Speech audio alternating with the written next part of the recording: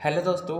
अब हम जानते हैं यूपीएससी मेंस के लिए जीएस पेपर 2 के सिलेबस के बारे में, जो कि एनालिटिकल सिलेबस है, ऑफिशियल सिलेबस है। तो सबसे पहले हम इसमें इम्पोर्टेंट टॉपिक्स हैं उनकी बात करते हैं, जो कि है governance, constitution, polity, social justice and international relations. ये ब्रॉडली टॉपिक्स हैं जो जीएस पेपर 2 के अंदर इन्हीं से क्वेश्चंस आते हैं। अब हम इनके एक एक पॉइंट्स को उठाकर डिटेल में सिलेबस को जानेंगे। अब हम जानते हैं कॉन्स्टिट्यूशन के अंदर कौन कौन से इंपॉर्टेंट टॉपिक्स हैं। तो हमने पहला पॉइंट लिया है जो कि है इंडियन कॉन्स्टिट्यूशन। कॉन्स्टिट्यूशन के अंदर हमें क्या क्या पढ़ना है? Historical underpinning. अंडरपिनिंग का मतलब होता है आधार, यानी ऐतिहासिक आधार, यानी हमारे कॉन्स्टिट्यूशन की हिस्ट्री पढ़नी है। इसके बाद हमें उसका इवोल्यूशन यानी उसका डेवलपमेंट कैसे हुआ। फिर हमें पढ़ना है हमारे कॉन्स्टिट्यूशन के कौन कौन से फीचर्स हैं। अब कॉन्स्टिट्यूशन बन गया, अब इसमें कौन कौन से अमेंडमेंट्स हुए, उसके अंदर कौन कौन सिग्निफिकेंट प्रोविजंस हैं, उसका बेसिक स्ट्रक्चर का आइडिया लेना है पहले पॉइंट के अंदर। दूसरा पॉइंट है functions and responsibility of union and state government. Union government और स्टेट गवर्नमेंट के फंक्शंस क्या क्या है, कार्य क्या क्या है, उसकी रिस्पॉन्सिबिलिटी क्या क्या है। इसके अलावा issues and challenges pertaining to the federal structure. Federal structure का मतलब होता है हमारी गवर्नमेंट है वो दो भागों में डिवाइड है, union government and state government. उसके अंदर कौन कौन से इश्यूज आते हैं, चैलेंजेस आते हैं। इसके अलावा devolution of power and finance up to level up, यानी उसके पावर्स को कैसे हम ट्रांसफ़र करते हैं, और जैसे लोकल गवर्नमेंट का भी इसमें आपको पढ़ना है। थर्ड पॉइंट के अंदर हम पढ़ते हैं separation of powers between various organs, dispute redressal mechanism and institution. In powers को कैसे सेपरेशन किया गया है, जैसे कि प्रेसिडेंट के अंदर, गवर्नर के अंदर, सीएम के अंदर, पीएम के अंदर, उनके बीच में क्या क्या डिस्प्यूट है, उनके निवारण क्या क्या है, और मैकेनिज्म इंस्टीट्यूशंस देखना हमें इस पॉइंट के अंदर। फोर्थ पॉइंट के अंदर हमें देखना है comparison of the Indian constitution schemes with that of the other countries, यानी जो कॉन्स्टिट्यूशन के अंदर जो इंडिया के अंदर स्कीम्स बनती हैं उनको हमें कंपेयर करना है अदर कंट्रीज़ के, क्या हमारी अच्छी है या उनकी अच्छी है।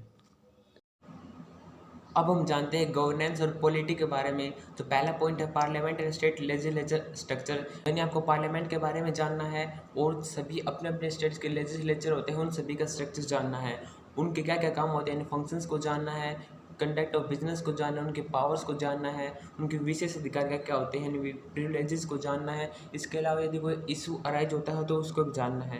तो सेकंड पॉइंट है structure and organisation functioning of executive and judiciary. Government के तीन ऑर्गन्स होते हैं, आपने सुना होगा, legislature, executive and judiciary. Legislature का काम होता है कानून बनाना, एग्जीक्यूटिव का काम होता है उन्हें लागू करवाना, जुडिशरी यदि किसी कानून का उल्लंघन होता है तो जुडिशरी के पास जा सकता है। इन सभी के बारे में पढ़ना है। प्रेशर ग्रुप्स 10th क्लास में आपको बुक में मिल जाएंगे प्रेशर ग्रुप के बारे में, यदि कोई फॉर्मल या इनफॉर्मल एसोसिएशन है उसके बारे में जानना है, और किसी भी पॉलिसी के अंदर उनका क्या रोल होता है ये भी जानना है। थर्ड पॉइंट है salient features of the representative of people's act. People's act की साइलेंट फीचर्स को जानना है। इस फोर्थ पॉइंट है स्टेटूटरी बॉडी का मतलब होता है यदि कोई भी ऐसी बॉडी जो किसी कानून के तहत बनी है उसे स्टेटूटरी बॉडी कहते हैं। रेगुलेटरी जो रेगुलेट करती है, जैसे आरबीआई है, आरबीआई स्टेटूटरी और रेगुलेटरी दोनों तरह की बॉडी है। इसके अलावा कोई क्वाजी फेडरल बॉडी है उसके बारे में भी जानना है। फिफ्थ पॉइंट है appointment to various constitution post, powers, functions, responsibility of various constitution bodies. इन जैसे कि पोस्ट हैं अलग अलग, जैसे प्रेसिडेंट है, प्राइम मिनिस्टर है, गवर्नर है, सीएम है, इन सभी के बारे में जानना है। अपॉइंटमेंट का प्रोसेस, इनकी क्या क्या पावर्स होती हैं, इनके क्या क्या फंक्शंस हैं, और रिस्पॉन्सिबिलिटीज़ क्या क्या हैं, इस पॉइंट में यही जानना है। हम देखते हैं सोशल जस्टिस के अंदर कौन कौन से टॉपिक्स इंपॉर्टेंट हैं। तो पहला पॉइंट है गवर्नमेंट पॉलिसीज़, यानी कितनी भी गवर्नमेंट पॉलिसीज़ हैं उन सभी को जानना है। यदि उनके अंदर कोई दखलंदाजी आती है डेवलपमेंट के अंदर, किसी भी सेक्टर के अंदर, उसको जानना है, और कोई इशू अराइज होता है उसको भी जानना है डिजाइन या इम्प्लीमेंटेशन के अंदर।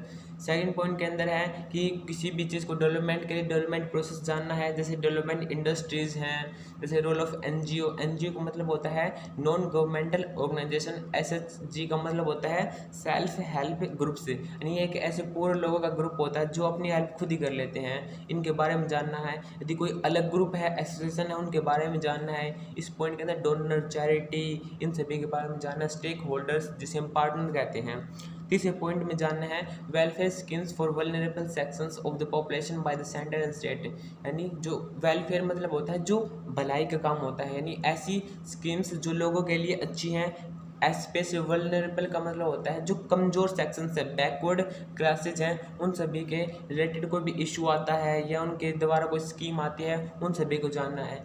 फोर्थ पॉइंट के अंदर जानना है issues relating to development management और सोशल सेक्टर। जितने भी सोशल सेक्टर या सर्विसेज हैं उनके डेवलपमेंट और उनको कैसे मैनेज किया जाता है।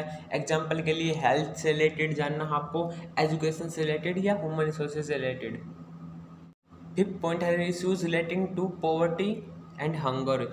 पॉवर्टी के बारे में कुछ जानना है, पॉवर्टी क्या होती है, इसके क्या क्या परिणाम होते हैं, या हंगर, इसमें आप हंगर एक इंडेक्स भी आता है, किस देश के अंदर ज़्यादा हंगरी पाई जाती है, उसके इंडेक्स को भी आप इन लिखते समय इंसर्ट कर सकते हैं। सिक्स्थ पॉइंट है role of civil services in democracy.